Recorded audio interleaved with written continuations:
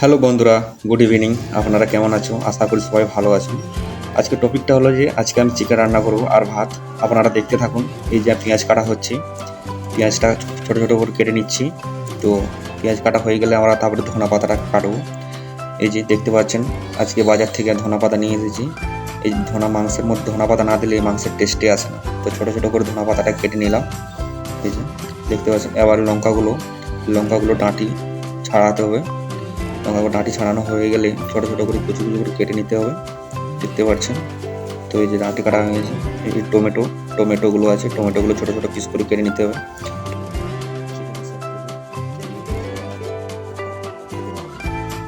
এই যে আমাদের ভাতটাও হয়ে গেছে। তো ভাতটা লটকে যাওয়ার জন্য আমরা একটু জল ঢেলে দিলাম। এই রসুন আমাদের ছড়াতে বাকি ছিল, রসুন আদাটাও আমার বাকি ছিল, ওই জন্য আদাটাও আমি ছুঁড়ে নিলাম ঠিকঠাক করে। আমাদের মাংস আগের থেকে ভেজানো ছিল, তো মাংসটা ভালো করে হলুদ মিক্স করলাম। দিয়ে এটা একটু হালকা করে লবণ দিতে হবে, লবণ দিয়ে এটা মিক্স করতে হবে। এটা দিয়ে কিছুক্ষণ এটা রাখতে হবে।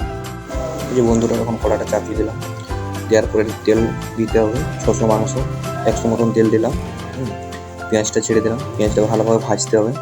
পেঁয়াজ লঙ্কাটা একসাথে দিয়ে ভালো করে ভাজতে হবে, চোঁয়া করতে হবে। চোঁয়া হয়ে যাওয়ার পর আমাদের মশলা মিক্স হবে। তো চলো মশলাগুলো কেটে নিই এক এক করে। এই যে আমাদের মশলাগুলো এক এক করে আমরা কেটে নিচ্ছি। দিয়ে এটা একটা ছোটো বাটির মধ্যে মিক্স করতে হবে।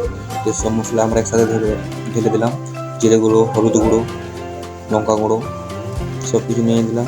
দিয়ে এটা জল দিয়ে ভালোভাবে মিক্স করে এই পেঁয়াজের সাথে ভালো করে ভাজতে হবে।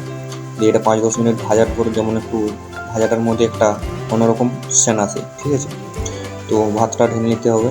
ভাতটাও হয়ে গেছে আমাদের। তো যে ভাজা হয়ে গেছে, দিয়ে ভাজার পর আমরা চিকেনটা দিয়ে দিলাম। দিয়ে করে এটা আমাদের ভালো করে ভাজতে হবে।